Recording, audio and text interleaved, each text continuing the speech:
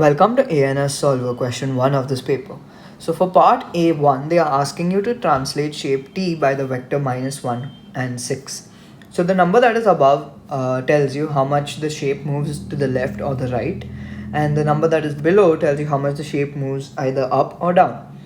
So if it is negative, then the shape would move left or down, and if it is positive, then the shape would move to the right or up.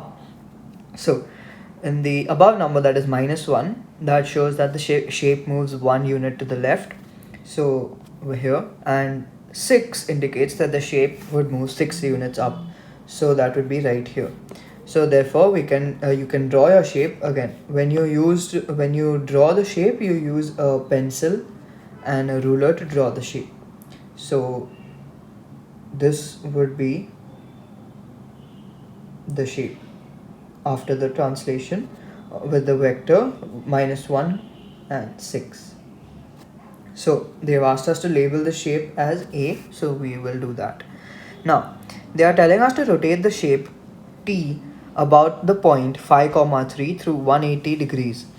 Okay, so the examiner should give you what is called a butter paper or a translucent sheet.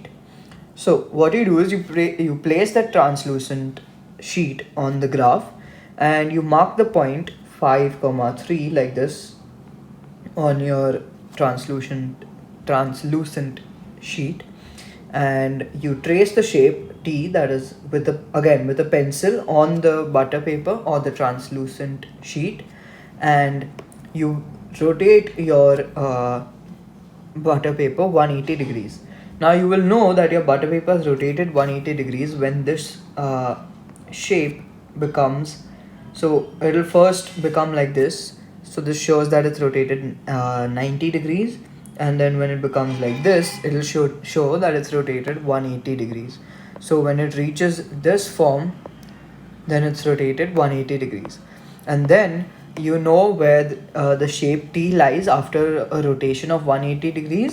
So you can simply draw the shape on those coordinates where the translucent sheet shows you.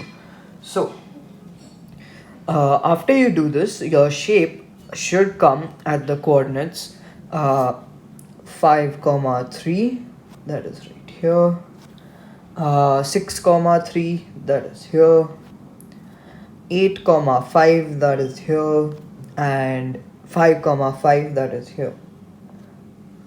So your shape after rotation of 180 degrees will look like this. So, and they've asked us to label this as B. Now let's move to part part 3 of this question, where they've asked us to describe fully the single transformation that maps shape A onto shape B. Okay, so this is pretty straightforward. So what we have to do here is, this you must have already realized by now that A onto B shows a rotation. So by simply writing that it is a rotation will give you 1 mark for this question. Now if you write by how many degrees does it rotate, it'll give you they'll give you another mark. So rotation by rotation by 180 degrees, and you have to write for the third mark, you have to write at what point does it get rotated. So this is solely based on trial and error. Now you need to use your translucent sheet again, trace A, and at different points you rotate your shape A at that point till it reaches B as it is. So once you do that, you should get your answer as rotation by 180 degrees at the point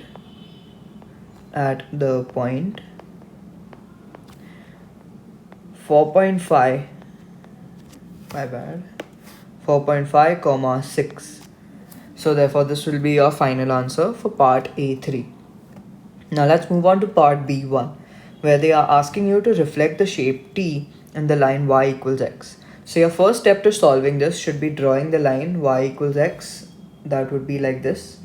And now again, make sure that you use a ruler and a pencil while drawing this, so that you will get an accurate answer, and if you make any errors, you can easily erase it and do it again. So let's draw the reflection. So it would be pretty straightforward. All you need to do is reflect it as it is, exactly as it is. So your bottom left vertex or the bottom left edge would come over here, the top left edge would come over here, your top right edge would come at over here, and the last point would come over here. My bad. So basically it'll be over here,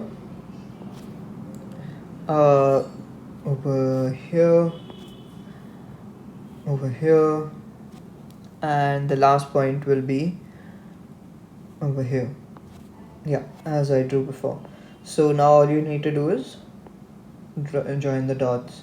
So once you've got all your edges, you would know that it would look correct. And so therefore we have reflected the shape in the line y equals to x. Now let's move to part B1, where they are asking us to find the matrix that represents the transformation in B part 1. So there are some matrices that you need to remember by heart. One of them is this, where it is a reflection in the line y equals x. So therefore you need to remember this, and your final answer will be 0 1 1 0, and therefore these will be your final answers for question 1 of this paper.